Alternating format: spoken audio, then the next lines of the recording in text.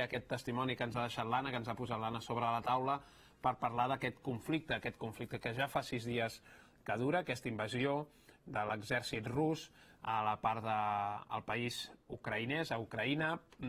Tot i que ja hi ha converses, ara en parlarem, sí que és veritat que els tancs arriben ja a les portes de la capital, de Kíev. Ara en volem parlar tranquil·lament i en volem parlar bé amb les dues persones que nosaltres confiem sempre a tota l'actualitat internacional, com és en Rafa Burgos. Rafa, molt bona tarda. Bona tarda. Benvingut. I la Gabriela Grífol. Gabriela, molt bona tarda. Molt bona tarda. Estarem una estona avui aquí parlant, o sigui, avui ens obrim bé la carpeta, la deixem madurar, perquè sempre aquests conflictes, el que no volíem des del 360 precisament és caure en el bons i dolents dels conflictes, sinó intentar entendre una mica més quina és l'arrel del problema i per què ha desembocat cap aquí, quan avui en dia el tema de la violència dona la sensació que teòricament ja el teníem una mica superat per bloquejar conflictes internacionals. Com a mínim sempre es condemnava quan es feia, tot i que hi ha guerres a tot arreu arran del planeta.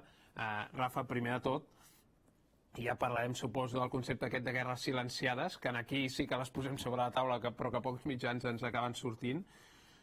Però en el conflicte aquest Rússia-Ucraïna anem a buscar les causes. On hem de començar a llegir causes? Jo crec primer de tot, com molt bé has dit, gairebé és estrany el dia que no hem quedat aquí a parlar de temes internacionals que no hagi sortit un conflicte bèl·lic. Per tant, de guerres n'hi ha actives a bona part del món. De les últimes que n'hem parlat ha estat, per exemple, el Iemen, que és també una crisi humanitària potser la més important d'aquest segle XXI. I ara doncs, tenim aquí a tocar, i clar, quan la proximitat que en periodisme és molt important, quan tenim un país doncs, més proper, en aquest cas a la Unió Europea, com és Ucraïna, doncs salten totes les alarmes, i això és lògic.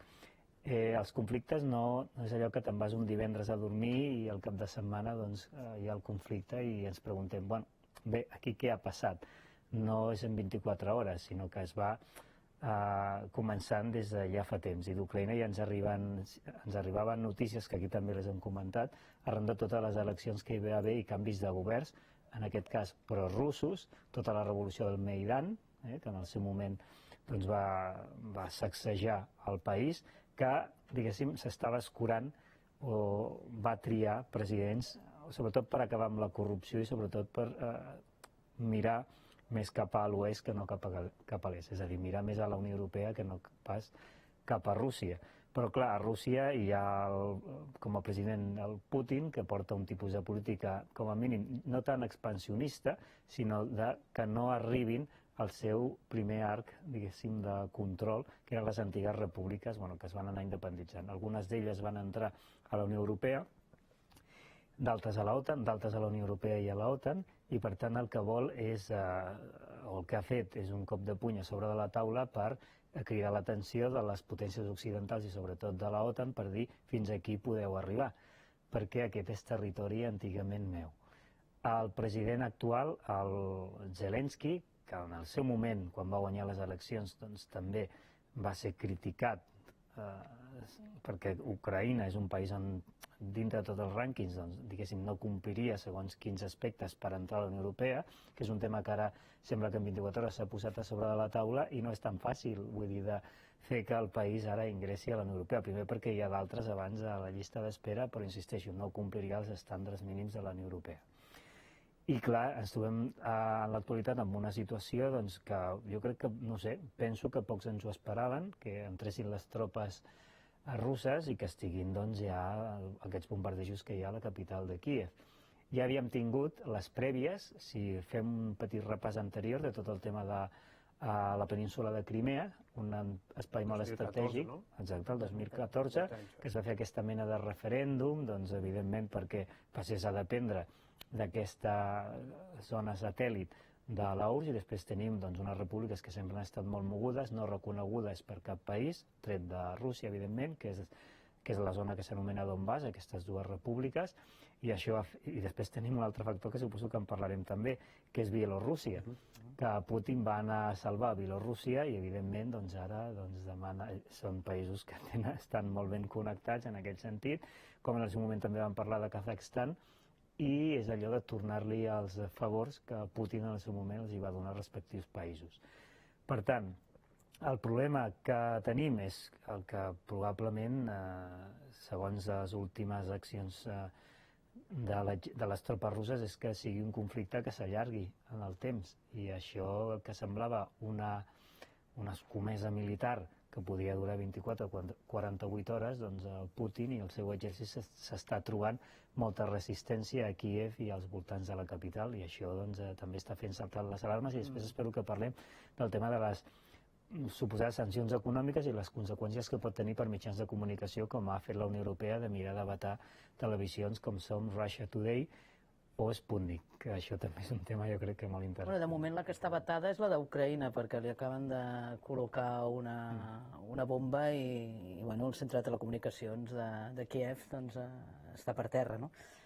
Les primeres baixes en tot el cos. Això mateix. Ja sabem quina és, no? El que sí que... Sí. El que sí que una mica de perspectiva, és a dir, quan ens preguntem i Putin per què fa això? Ell ho ha explicat molt bé, vull dir, hi ha un concepte d'uns països que ell considera un territori, parlem clar, considera un territori d'influència russa i un territori de Rússia i a nivell de costums i tot això i tot el tema del tsarisme i aquelles coses, considera que és un domini rus, un concepte colonial. Llavors, des d'aquest punt de vista, en el moment en què aquestes repúbliques exerceixen el fet de poder fer influències i aliances i, per tant, enfortir la seva defensa, doncs aquí estic jo, no? Una mica seria això. El que passa que, i jo crec que en el rerefons hi ha un cert concepte d'això que dèiem, d'un tsarisme o de passar la història com una espècie de Napoleó, de marcar territori, i ho està fent el que diu ell, amb una invasió que havia de ser exprés, però que amb una resistència civil molt potent pot ser que tinguem aquí una altra guerra iugoslava, diguéssim, o Balcans, amb la qual cosa la cosa es pot enquistar, perquè és molt difícil que Putin, perquè no diré mai Rússia, perquè és Putin, no? És molt difícil que Putin pugui conquerir el territori. Per què? Perquè amb aquesta resistència és molt complicat, perquè hi ha molta població. Penso que són més de 40 milions de persones a Ucraïna. I el que sí que pot fer Rússia és controlar, és a dir, agafar els llocs estratègics, controlar les fronteres i passejar els tancs i anar controlant. Però ocupar, és a dir, des del punt de vista d'ocupar, és molt complicat en aquest sentit, no? Crec que també hi ha una cosa que cal analitzar, que jo crec que és que Putin no ha escollit el millor moment, és a dir, a veure, en la perspectiva una mica empàtica de posar-te en el lloc d'ell, va pensar, mira, el Biden és un iaio, la Merkel ja no hi és, molt bé, Europa surt d'una pandèmia. I sempre mirat cap a un altre cantó. Clar, sempre mirant a la Xina també, i diu, és el moment, no? Però s'ha equivocat perquè ha aconseguit l'efecte totalment al contrari. Hem d'explicar que dintre del relat de Putin sempre la Unió Europea ha sigut el gran enemic. Quan va acabar, clar, vull dir, no sé, és allò que és millor sempre viure contra algú que amb algú, no?, moltes vegades. És una visió molt androcèntrica i molt masculina dels conflictes, però bueno.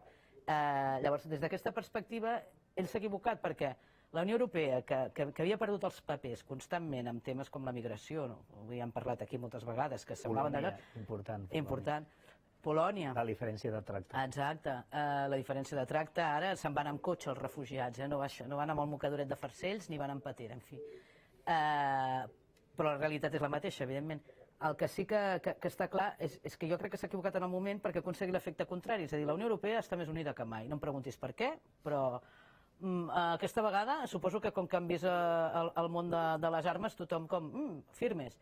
I llavors, països neutrals, molt importants, amb històries neutrals, com parlem, per exemple, de Suïssa, que té una neutralitat, diguéssim, marcada des del 1516, que mai s'ha posat a cap conflicte, en aquest conflicte ha dit, que nosaltres a nivell econòmic actuarem i aquí les oligarquies i els milionaris russos que no es pensin que això serà un paradís perquè podem fer congelació de dipòsits, etc. I Finlàndia, que sempre ha sigut un país que ha estat en una situació estratègica complicada i sempre ha dit a mi no em taladreu, deixeu-me en pau, no vull ser ni la OTAN, ni d'un cantó, ni de l'altre, ni del bloque, ni res. Doncs l'opinió pública finlandesa i el govern finlandès estan plantejant-se demanar a la OTAN entrar. És a dir, que si ell volia un cordó sanitari, no?, en els països nòrdics per fer també d'aïllar la OTAN de la seva àrea d'influència, tampoc ho ha aconseguit, no? Què més ha fracassat en aquest sentit? Doncs, per exemple, no hi era Merkel, però el canceller, el Scholz, ha enviat armament a Ucrània. Alemanya s'ha posicionat. I la Unió Europea prepara, que això va dir el president Pedro Sánchez, crec que era ahir, prepara el que consideren una cosa que és d'aquells relats periodístics que és per analitzar, que diuen que portaran armes de defensa, faran una operació conjunta per portar armes de defensa. En la meva època, per la selectivitat que tothom s'apunti, armes de defensa és un oxímoron, no? Seria? Perquè armes de defensa, si són armes, en fi. Políticament queda molt bé, però és evident, portaran armament conjunt perquè cap país pugui dir, Espanya ha portat armament, no sé qui ha portat armament, ho fem tots junts i així dissimulem. Però molt bé, el porten, molt bé. És a dir, a l'efecte contrari ha aconseguit.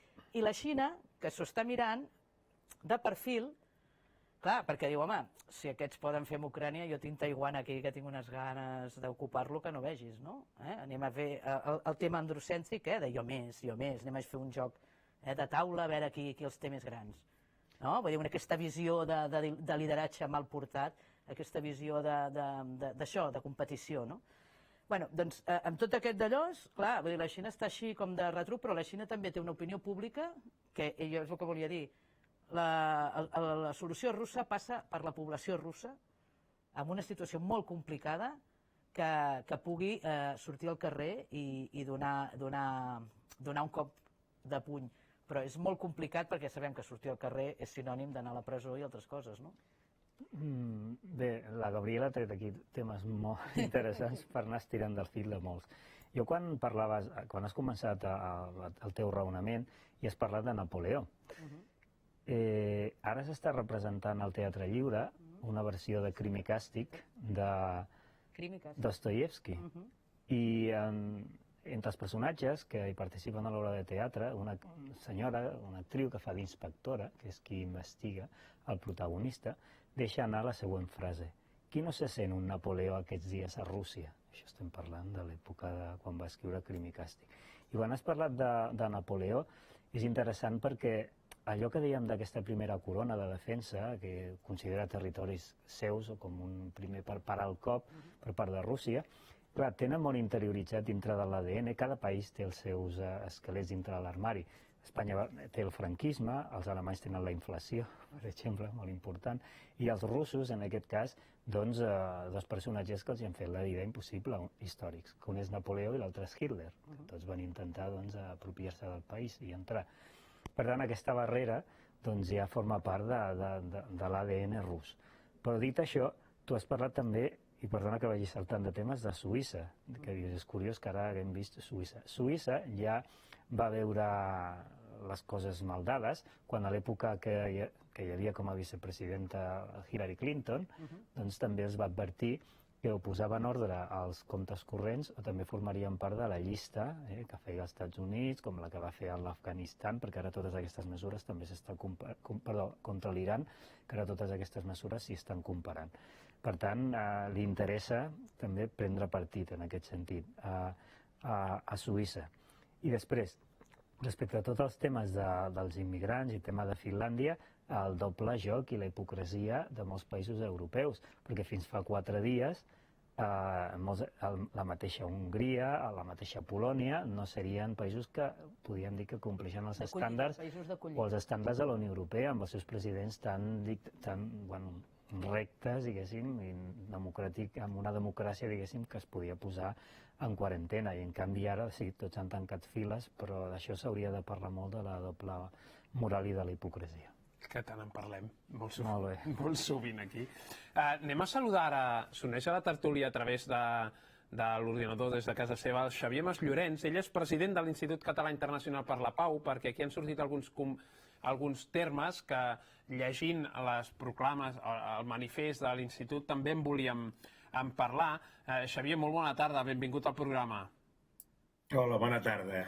Primer de tot m'agradaria parlar d'una figura, perquè aquí estem parlant de que Putin, aquest cordó sanitari que fa al seu voltant, de defensa, el concep com un cordó de defensa, enfront l'atac de la OTAN. Atac, em refereixo a la unió a l'OTAN de tants i tants països, que en els darrers anys, i hem vist també en el vostre manifest, que diu que l'OTAN i la Unió Europea s'han quedat tan ancorats al que era abans, aquesta idea bel·licista de la Guerra Freda, que al final es repeteixen patrons. Entenc que aquesta figura de l'OTAN, aquest creixement de l'OTAN cap en direcció a Rússia, no ajuda gaire al conflicte, no, Xavier? No, de fet no ajuda gens, però deixa'm dir abans que en els pacifistes en general i se'ns està aquests dies denostant, o si més no, menystenint, en el sentit de que tothom et diu, bueno, i ara què? Ara què penseu? I jo penso que la pregunta és equivocada. La pregunta no se'ns hauria de dir i ara què, sinó se'ns hauria de dir en aquesta situació vosaltres què preveieu abans? O sigui, quines mesures havíeu previst preventives perquè no succeís això? I en aquest sentit sí que hi ha moltes coses que hem dit. I una de les coses que hem dit, una de les coses, no l'única, és que hem perdut l'ocasió, tant la Xina, Estats Units, la Unió Europea, però també l'OTAN, han perdut l'ocasió de ser generosos i de ser realistes i poder resoldre el tema de la seguretat a Europa d'una manera diferent. I, de fet, Rússia ho va advertir i ho va dir. Va dir que volia una nova situació a Europa i l'any 1997 la OTAN va signar amb Rússia un protocol per intentar resoldre tots els conflictes i comprometre's a fer-ho de forma pacífica i dialogada. I aquest protocol no s'ha complert per cap de les parts. Per tant, sí que es podien haver fet coses, però, clar, hem d'analitzar el moment actual i el que s'ha de fer a partir d'ara. Però tenint en compte les responsabilitats que té tothom amb la manca de prevenció. Des de fa molts anys, el moviment pacifista europeu està demanant un criteri de seguretat compartida. Tu no tens seguretat si jo no la tinc. I, per tant, des d'aquest punt de vista és des d'on hem de treballar i hi ha moltes i creatives solucions. Sí, hola, Xavier. A mi m'agradaria preguntar-te, perquè has comentat a partir d'ara què, i no sé què en penses de tot el tema, perquè, clar, és un continu, ara aquestes darreres 48 hores, que ja es ve covant des de fa temps, que és aquesta idea de tornar a rearmar-se, vull dir, disparar els pressupostos de defensa.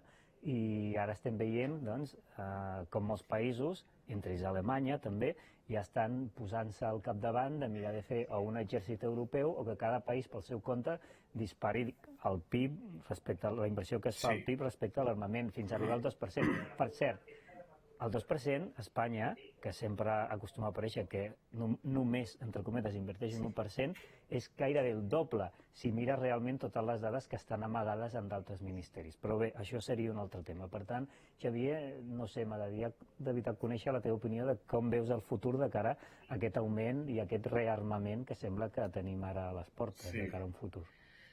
A veure, fa anys que estem dient que, per exemple, des del 2011 fins avui, s'ha multiplicat per 1,1, és a dir, pràcticament un 10%, 9,3 des del 2011, el pressupost armamentístic de tot el món. I 4 de les 5 potències nuclears són les principals exportadores d'armament. No s'oblidi que l'estat espanyol és la setena, amb 3.500 milions d'euros que s'ha ingressat per aquest concepte. A veure, hi ha un periodista de l'Ara, que és l'Albert Pla, que deia una frase aquests dies que em sembla molt pertinent. Diu, en la violència per derrotar els violents, ens fem violents. Llavors, ara hi ha un veritable dilema, i és, s'ha d'armar Ucraïna a partir de la Unió Europea?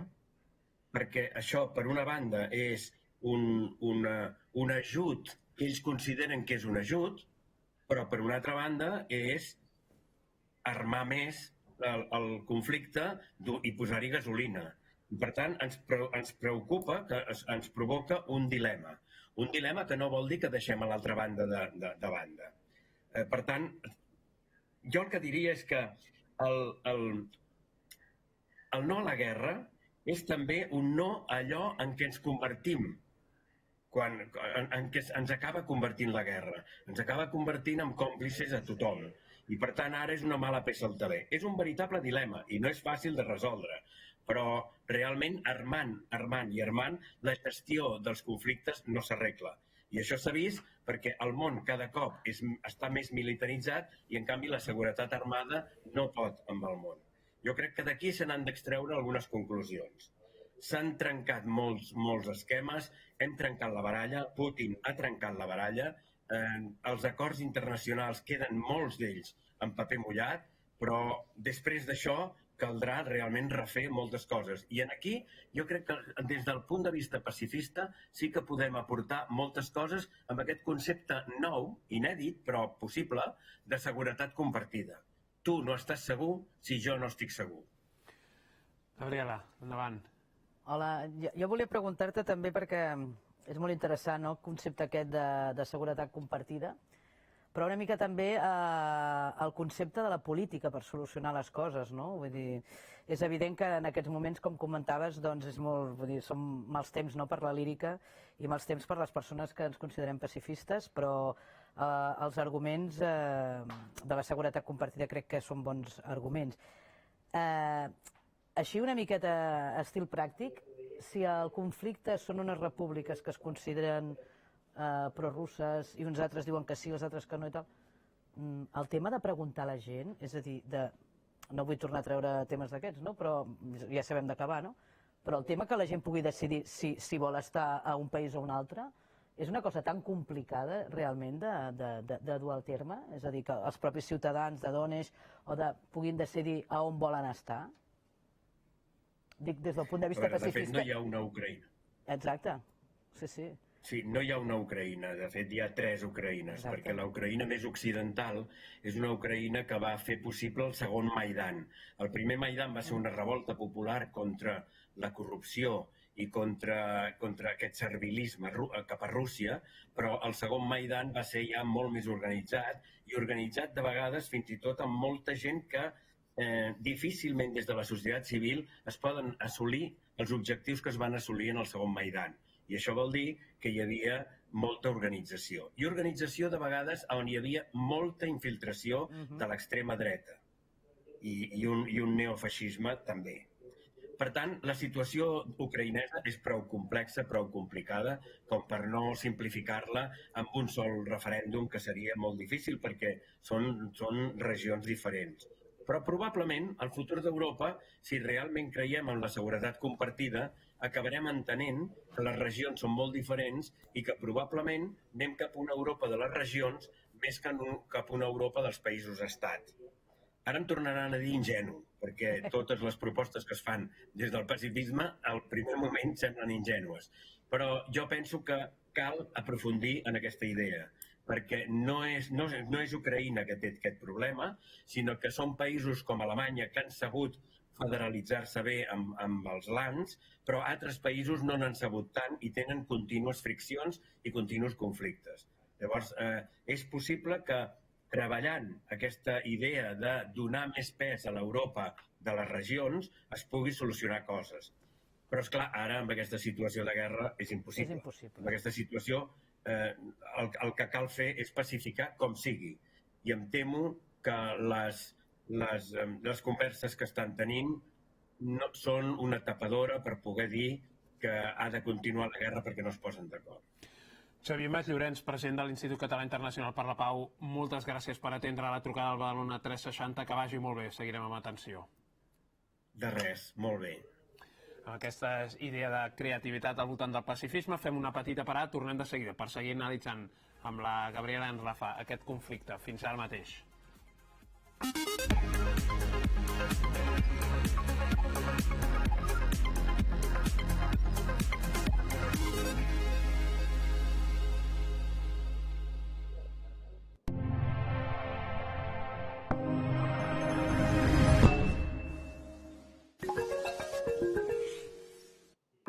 No visquis en un passat que ja està escrit. No pots canviar-lo. Aprèn-ne i somia. perquè somiar ens ha ensenyat a operar sense tallar, a llegir sense veure-hi, a veure'ns sense estar junts. I ara pregunta't, com serà el futur? Cases que parlen, nanotecnologia... Ningú no ho sap, però hi ha una cosa que sí que sabem. En tinta o en píxels, escrit o parlat, a La Vanguardia sempre hi serem per explicar-t'ho. La Vanguardia, amb tu cap al futur. Bon dia a tothom. Molt bé. Mira, ja he fet la feina, on anem? Això no em fa de por. Mare, si ho veig és ma mare, això. Vinga, les mans a dins. Ben apretades. És un gustasso, eh? Dona'm panoli, molt menjarem. Manel, que la màquina està molt a prop. No podíem anar pel camí.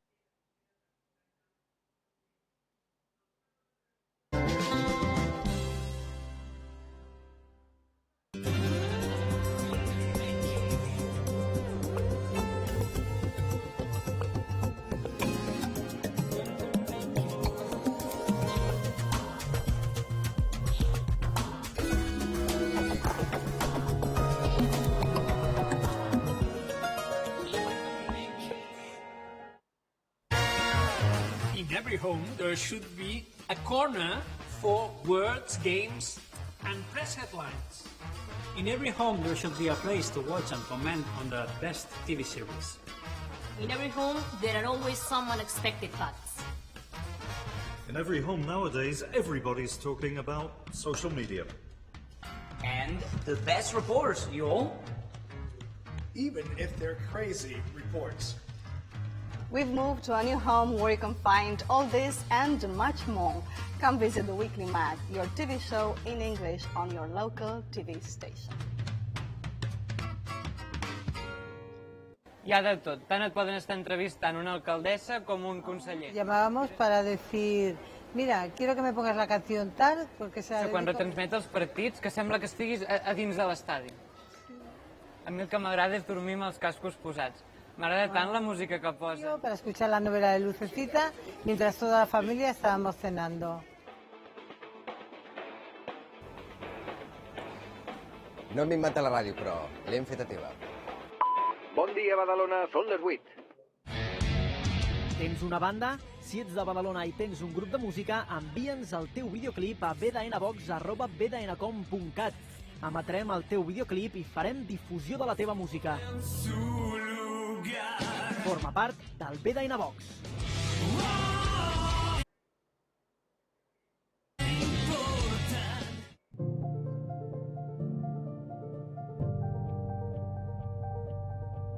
El meu cor. Les meves mans. Productes... Comprar a Condis és tot un món. I el nostre món ets tu.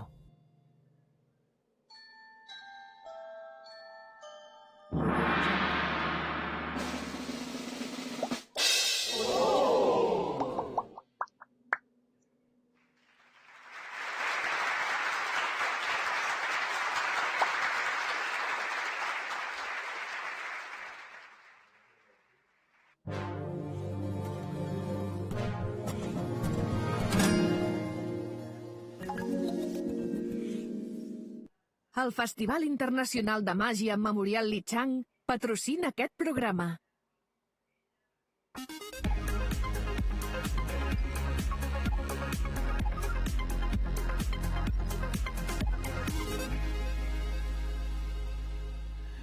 Seguim parlant del conflicte d'aquesta invasió de Rússia en territori ucraïnès. Ho fem amb en Rafa Burgos i la Gabriela Grífol, i el que sí que us volia parlar breument, perquè ara ens anirem cap a la plaça de la Vila.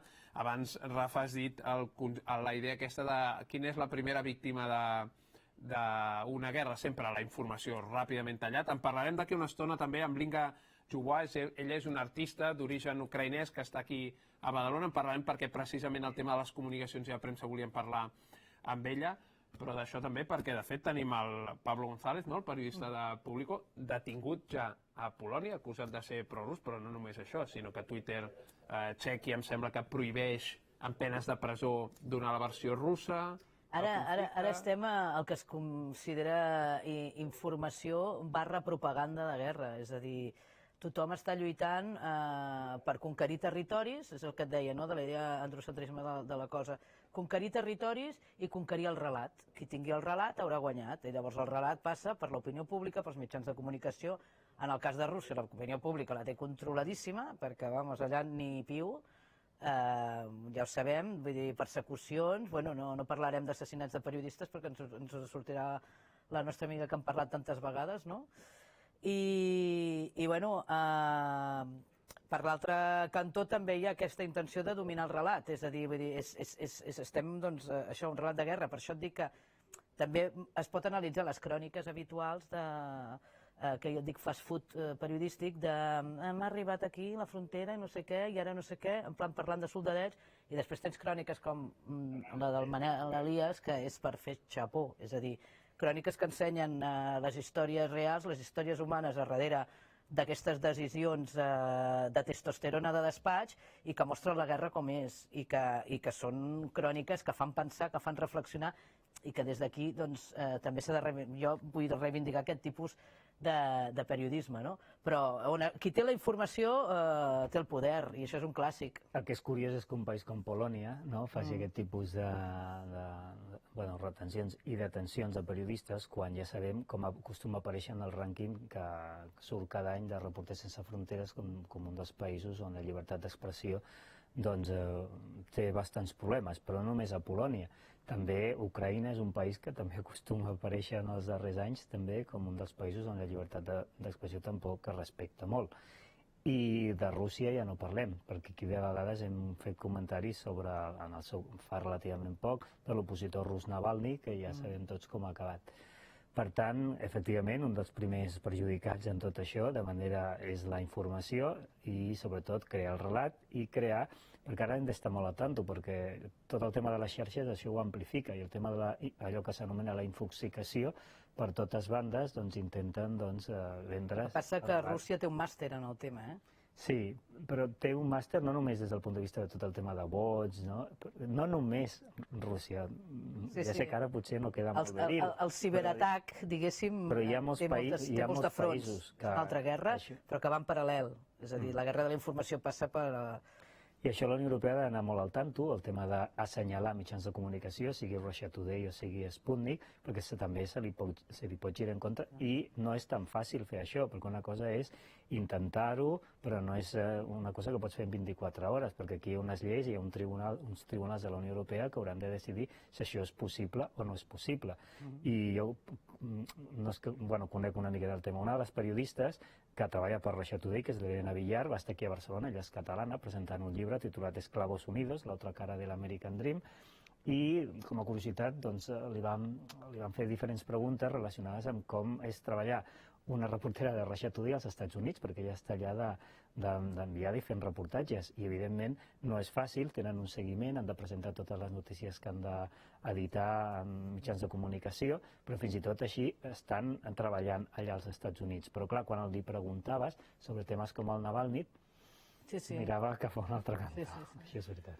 El que fem nosaltres ara és anar cap a la plaça de la Vila, allà hi tenim un equip desplaçat del Badalona 360 amb l'Anna Fàbrega al voltant. Aquí veiem imatges en directe ara mateix d'aquesta concentració que s'ha fet a la plaça de la Vila de Badalona en protesta per la guerra, en solidaritat amb la població civil, que són les primeres víctimes sempre de qualsevol guerra, i allà hi tenim els nostres companys, així que Anna, endavant. Bueno, intentaremos pasar un listado por los... Acaba d'arrencar la manifestació aquí a Plaça de la Vila contra la guerra a Ucraïna. Hi ha replegades unes 200 persones, entre elles hi ha ucraïnesos i russos, i també veiem els diferents representants dels grups municipals. L'entitat la plataforma Afectats per la Crisi és l'entitat que ha fet la convocatòria d'aquesta manifestació. Aquí tenim el Luis, membre de l'entitat, que ens explicarà. Luis, per què heu convocat aquesta manifestació? Bueno, pues sobre todo por empatía y solidaridad en el drama que está ocurriendo en Ucrania y en otros países del mundo, como Yemen, Palestina, el Sáhara, etcétera, etcétera.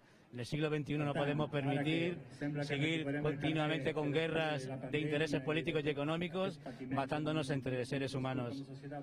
Una crítica a los políticos, a los gobiernos, por la falta de diálogo y la falta de llegar a acuerdos que puedan evitar estos dramas. Moltes gràcies, Luis. També s'hi han adherit altres entitats com Justícia i Pau, Mare Mortum o altres entitats de veïns, com per exemple la FAP. També ara mateix estan havent-hi uns parlaments, diferents persones i portaveus de les entitats estan participant, inclús algunes de les persones ciutadanes. Tenim aquí, de fet, tenim aquí a la Lídia. Lídia, hola, Lídia. Hola. Doncs tenim aquí a la Natàlia. La Natàlia és... Bona tarda, Natàlia. Doncs ella és de Badalona i és ucraïnesa. Natàlia, com esteu vivint la situació? Mira, avui estem amb la manifestació contra la invasió de la meva país, de l'Ucrània. Estem molt trist i no podem ja parlar sense làgrima perquè el Putin, les tropes, les russes, han vingut amb la meva casa. Estan matant moltíssima gent, els nens, les mares, pares. La veritat, no mai hem imaginat que això pot passar. Estem lluitando, lluitem per la nostra llibertat i no nos rendirem mai, perquè som molt forts. Som l'Ucrània un país molt pacífic, molt intel·ligent. Som la gent de molta cultura, moltíssima. I mai no l'hem imaginat que això que el Putin pot fer amb el nostre país. Hem atacat com Hitler a les 5 al matí, quan la gent estaven dormint, els nens, amb les seves cases. I ara mateix cada dia està més pitjor. Per això ja avui estem demanant i dient a tot el món que, sisplau, us ajudeu amb nosaltres. Agraïm moltíssim a l'Espanya, a la Catalunya, que estan en moments tan dolors amb nosaltres. Estáis apoyando. Muchísimas gracias por el todo. Y la verdad, merci. Moltes gràcies, Natàlia. Viva la Ucrània! Slava Ucrània! Val, doncs aquí tenim, doncs per la seva part l'Ajuntament s'ha posat en contacte amb els diversos ucraïnesos. Sigui quina sigui la vostra... Doncs continuem ara aquí a la taula dintre del 360, entenent que hi ha aquesta manifestació ara mateix a la plaça de la Vila, i ho fem saludant a l'Inga Joubois. Ella és artista d'origen ucraïnès, d'aquí de casa de Badalona. Inga, molt bona tarda, benvinguda. Bona tarda. Inga, primer de tot, com estás? ¿Cómo estás visquent aquesta situació? Bueno, la verdad es que estamos todos súper preocupados porque todos nuestros amigos están allí, algunos están escondidos en los búnkers, otros están en sus casas simplemente vestidos, haciendo turnos, durmiendo por turnos con sus hijos en los brazos, esperando a que suene la alarma, y cuando suena la alarma tienen 4 minutos para llegar a los búnkers o al metro, a algún lugar para esconderse. Mis amigos hombres de mi edad o más jóvenes que yo se están alistando para ir a defender el país, pero voluntariamente. No es que a todos les estén obligando, sino voluntariamente.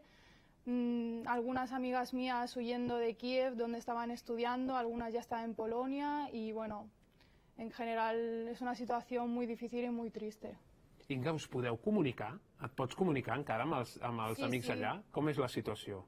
Sí, perfectamente. O sea, mis padres están todo el día en el teléfono hablando con todos nuestros amigos, yo llamando también a mis amigas, que bueno, que les digo, ¿qué tal? ¿Cómo estáis? Y ellos dicen que hay guerra y ¿cómo quieres que estemos? ¿Sabes?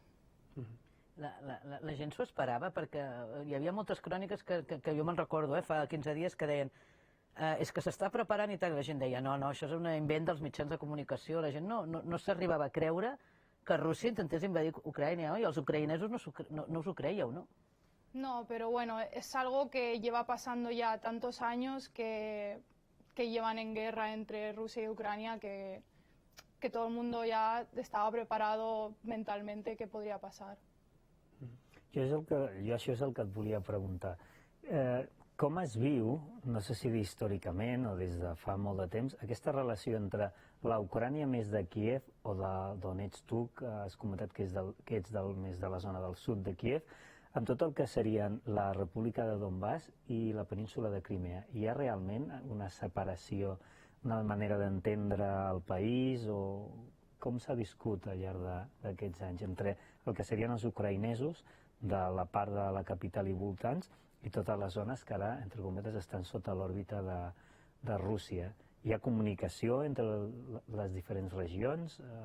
¿Y hay diferencias de pared? Buena, ¿no? Sí, sí, o sea, obviamente como en todo hay personas que piensan de una forma y personas que piensan de otra, pero realmente todo lo que se está diciendo en las noticias en Rusia de que hay gente que odia, ucranianos que odian a rusos o que quieren echarlos y todo esto, a lo mejor hay una minoría, pero es que es una minoría de un 2 o 3% que está demostrado en que no hay ningún partido en el Parlamento nacionalista en Ucrania.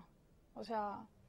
I quan parla Putin de desnazificar Ucraïna, què en penses?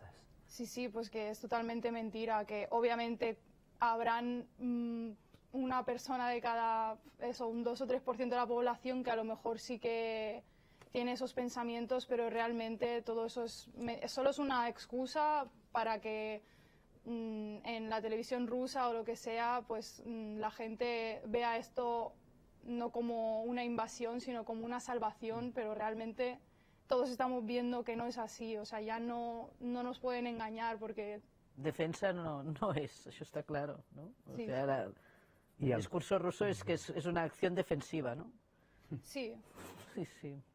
I la població tens constància de com ha patit aquestes amenaces de Putin, abans de tot això, del tema de tancar, entre cometes, l'aixeta del gas, de tot el gas que passava per Ucrània.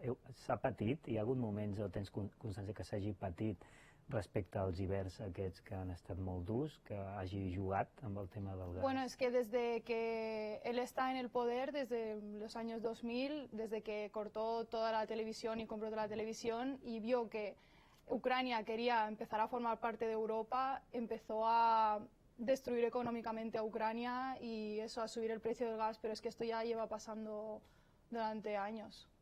Mira, què es pot fer des d'aquí, des de Catalunya? Tu que estàs visquent aquí a Badalona, Catalunya, què es pot fer? O què demanaríeu? O quin és el posicionament, quin és el pas que hauria de fer la gent d'aquí? Bueno, para empezar, apoyarnos en las manifestaciones, también, por favor, desmentir todos los bulos que corren sobre esto de que él quiere salvar a Ucrania, desmentir esto por las redes sociales y todo, que ahora es un gran poder y bueno, además, pues ahora están habiendo donaciones de dinero en las ONGs, en la ONU y también, por ejemplo, ahora mismo sé que hoy en Barcelona, en la iglesia ucraniana San José y Santa Mónica, por ejemplo, se están pidiendo que se lleven algunos medicamentos, que si la gente puede ayudar con estas cosas, medicamentos, vendajes y esto, pues se agradece también. I et permets, ens queda alguns fils per poder parlar amb ells, ara ja quasi bé que obrim els micròfons, i hi ha un concepte que ara ha sortit molt, per exemple, deia el tema aquest de les xerrades, que el Xavier deia d'aquestes cimeres, que deia, em sembla que hi ha més pa que formatge aquí, que precisament es fan a Bielorússia, i que Bielorússia també és un actor... Vaja, sembla que està cobrant un paper també, perquè ara em sembla que han modificat fins i tot la Constitució per permetre que entri armament nuclear provinent de Rússia. No sé quin paper té Bielorússia. Bé, és aquest primer arc que hem dit i evidentment és tornar els favors per part de Putin, a Lukashenko en aquest cas, per tot el suport que tenen. Hem parlat de Kazakhstan, hem parlat també de Bielorússia i el fet, això jo crec que era una miqueta reticent per part d'Ucrània que se celebressin aquestes reunions per una possible pau en un país que considera, clar, hostil perquè considera és proper a les polítiques del president Putin. Ja, de fet, els acords de Minsk, que ja es van fer en el seu moment, ja va sortir una miqueta tocat el que era el govern, diguéssim, oficial d'Ucraïna i es va veure empetitit. I arran de tots aquests acords que comentes, qui volia tenir un paper molt important dintre de totes aquestes negociacions, perquè també li toca com a president de torn de la Unió Europea, era el president francès, Macron. que jo crec que, clar, ell és molt hostil a Rússia, representant aquesta veu comuna de la Unió Europea, però per un doble factor, perquè pensem en el fracàs que ha tingut França a tota la zona d'Àfrica, d'aquí també n'hem parlat, a la zona de Malí, amb aquest contingent militar que va encapçalar França i va arrossegar, evidentment, d'altres països, entre ells Espanya, que també té forces desplegades a la zona. I ha vist que tota aquesta grandeur de la França, allò que s'anomena la France-Afrique, s'ha anat en orris, fins i tot hi ha moltes crítiques dintre de França respecte a què fan els francesos allà a Àfrica quan ja han perdut pràcticament tot el poder, i quan te'n vas d'un lloc, l'espai que deixes buit, evidentment, ràpidament l'ocupa un altre. I en aquest cas, qui és l'actor que ha ocupat aquest forat que ha deixat França i els seus aliats?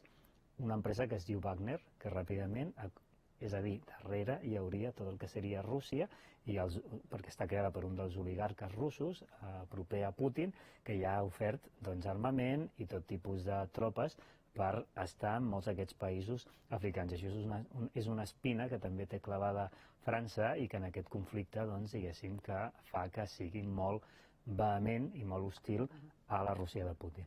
Jo volia comentar una cosa molt important, que és les mesures econòmiques. Les sancions, sí. És l'altra manera de ser pacifista, suposo, que comentava tu. Sancions com la de fer fora d'Eurovisió, per exemple. No, sancions econòmiques. Ah, val, pensava que volia fer... No, econòmiques. No, les sancions econòmiques, és a dir, igual que la perspectiva és que Putin no pugui... Que segueixo dient, jo no dic Rússia, dic Putin. Segueixi, vull dir, que això s'allargui perquè hi ha una resistència civil a Ucraïna, perquè acaba d'invadir un país que té sobirania, doncs que al final no sigui una invasió ni una ocupació, sinó que sigui un control.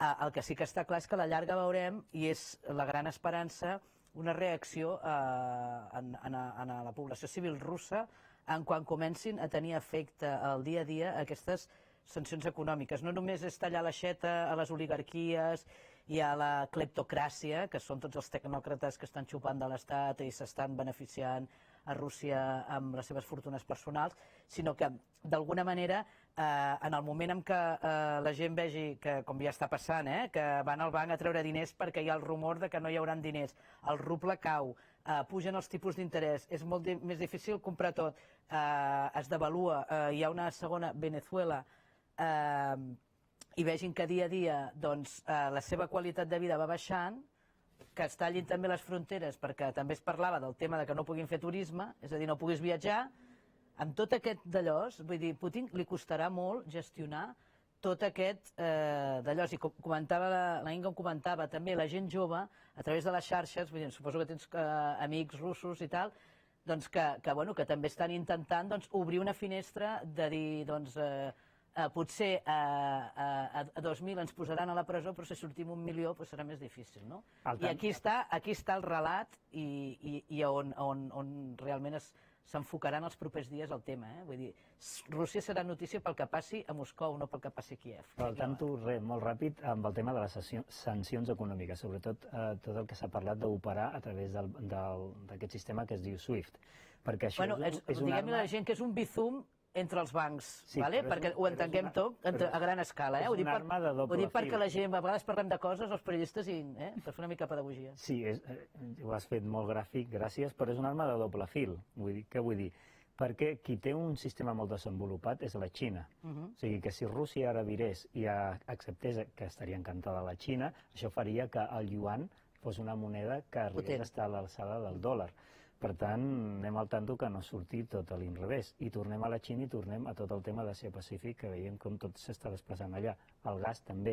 La Xina li va molt bé que tot el que no arribi a l'Europa continental, doncs li arribi amb ella, a la Xina. Doncs arribem al final d'aquest espai. Rafa i Gabriela, moltes gràcies per seguir amb nosaltres una vegada més. Inga, moltes gràcies per estar a aquesta taula, tant de bo no haguessis hagut de venir pas per parlar d'això. Que vagi molt bé, molts ànims. Gràcies. Fem una petita parada, tornem de seguida. Fins ara.